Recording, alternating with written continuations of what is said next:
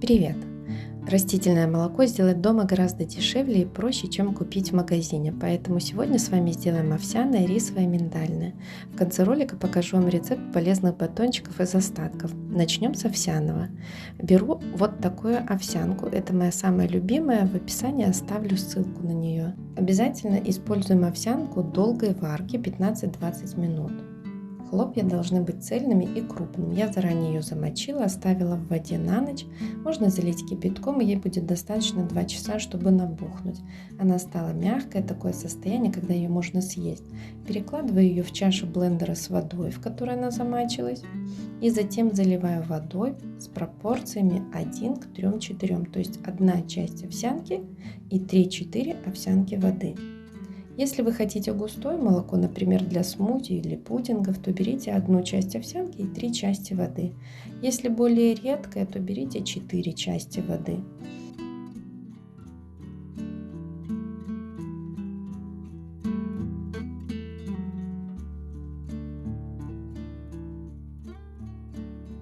Я добавляю в овсяное молоко щепотку соли и финик.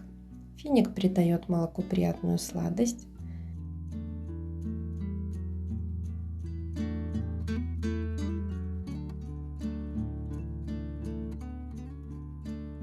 Всю массу перебиваем блендером до однородного густого состояния.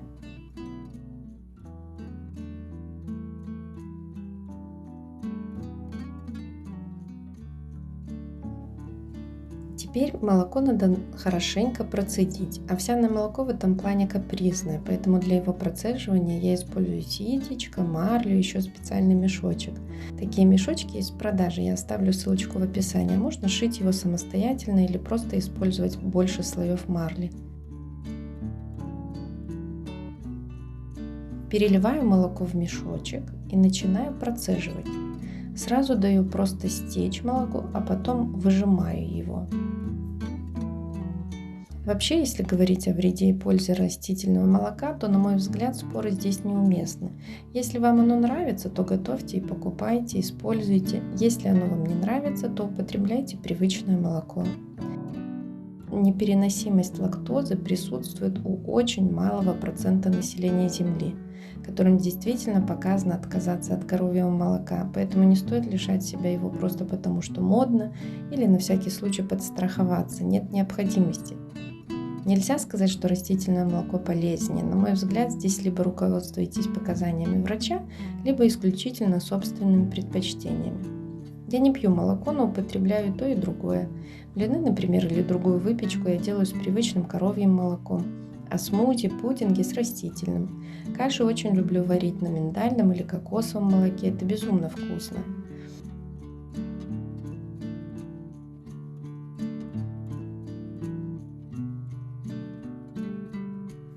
Вот так теперь выжимаю его полностью из него всю жидкость. Так, молоко я процедила. Посмотрите, какое красивое получилось. Цвет у него не белый, обычно такой насыщенный, бежевый, но с фиником оно приобретает даже коричневатый оттенок. В это молоко я сейчас насыплю пару ложек семян чиа, оставлю на пару часов, добавлю потом ягоды, и получится у меня очень вкусный чиа-пудинг на овсяном молоке.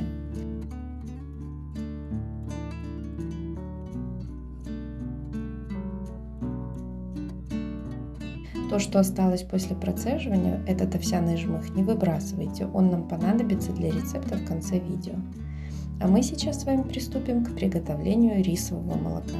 Рис я промыла и точно так же замочила на ночь, в данный момент не варила. Обычно я делаю с вареным рисом, так что сейчас мы с вами вместе сделаем эксперимент, используя сырой.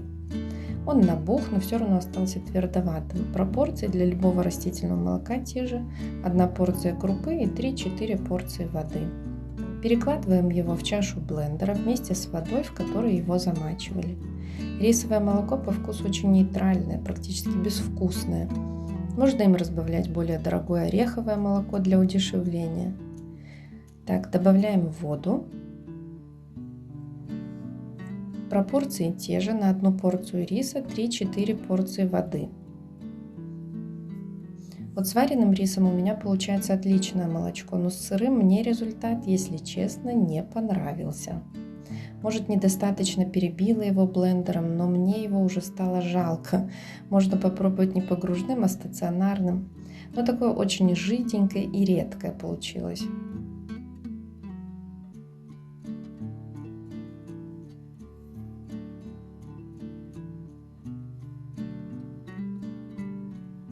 Процедила его, здесь все просто, достаточно одного мешочка, так как жмых крупный, молоко процеживается отлично. В общем, для себя я сделала вывод, что и дальше буду делать из вареного риса. Мне так больше нравится. Но если у вас есть опыт в приготовлении молока из сыров, буду благодарна, если поделитесь им в комментариях. Но в целом неплохое все равно получилось. Сварю на нем кашу. Но жмых в этот раз выброшу. От вареного риса не выбрасываю, а использую для вкусняшки, рецепт который я дам вам в конце ролика. Но сырой, мне кажется, не подойдет.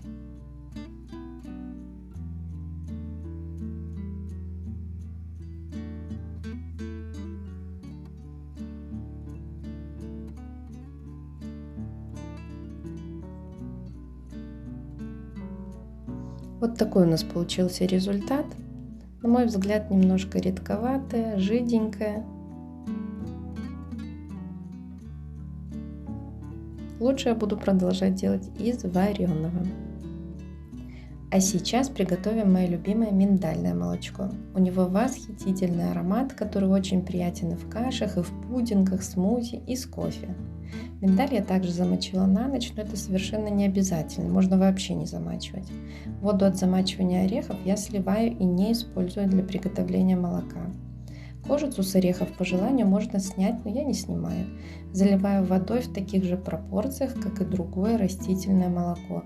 1 порция орехов и 3-4 порции воды, в зависимости от того, насколько жидкое вы хотите получить молоко. Миндальное я люблю погуще. Перебиваем блендером.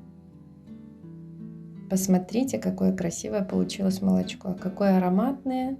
И посмотрите, какое оно беленькое, красивое, несмотря на то, что орехи были с кожурой. Мое любимое молочко, ну и кокосовое, конечно. Но кокосовое я, честно признаюсь, еще не делала, не решилась, хотя думаю, что особой сложности в этом нет. Для процеживания миндального молока использую тоже только 1 мешочек. Дополнительно ничего не беру, ни марлю, ни ситечко. Процеживается оно очень легко.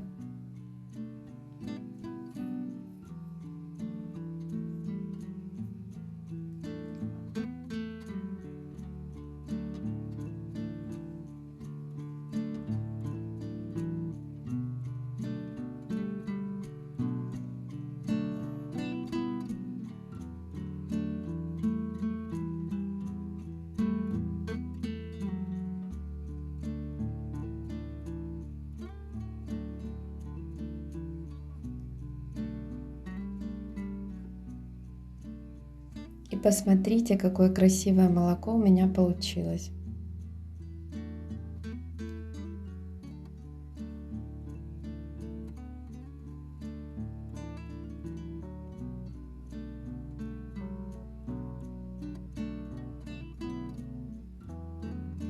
Жмых от миндального молока ни в коем случае не выбрасывайте, это ценнейший продукт. Это та самая миндальная мука, которая продается в магазине по нереально высокой цене. Я раньше заказывала миндальную муку на iHerb, именно такую, которую перемололи с кожурой. У нее не чисто белый цвет, а бежевый с коричневыми вкраплениями. Ну а теперь делаю ее сама. Я использую ее часто в выпечке, она просто превосходна, аромат восхитительный. Высыпаю получившуюся миндальную муку в чашу блендера и приступим с вами к приготовлению вкусного полезного батончика для перекусов из остатков от приготовления молока. Добавляю в эту же чашу остатки овсяного жмыха. Если делаю рисовое молоко из вареного, то и его. Но сегодняшнее твердоватое, поэтому не стану их брать. Затем добавляю тыквенные семечки, кунжут, льняное семя, орехи кэшью и финики. Орехи и семена примерно по 1 столовой ложке, фиников 6 штук. По желанию можно добавить подсластитель или сироп, но мне сладости фиников достаточно. Все ингредиенты перебиваю в чаше блендера.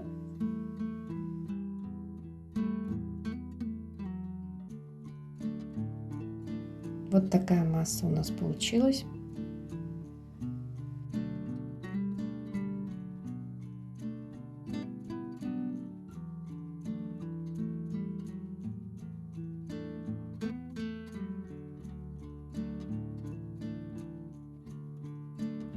Теперь выкладываем ее в форму, разравниваем и отправляем в духовку подсушиться на минут 30-40 при температуре 150-160 градусов. Затем разрезаю на полоски прямоугольной формы и заворачиваю в пергаментную бумагу каждую отдельно.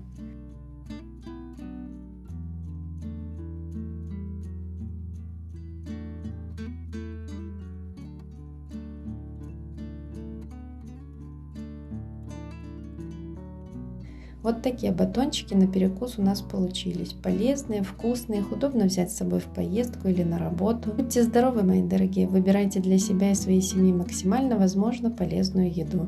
Заботьтесь о питании, это очень важно. На моем канале вы найдете много полезных рецептов. Справа в углу оставлю для вас ссылочку на завтраки и перекусы. До новых встреч!